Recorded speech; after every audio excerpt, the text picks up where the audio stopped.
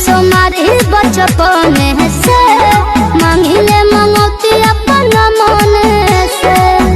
रुपया वाला मोटहन नहीं पाती चाहिए, बोले भोजपुरी बोलिया खाती चाहे। दुल्हा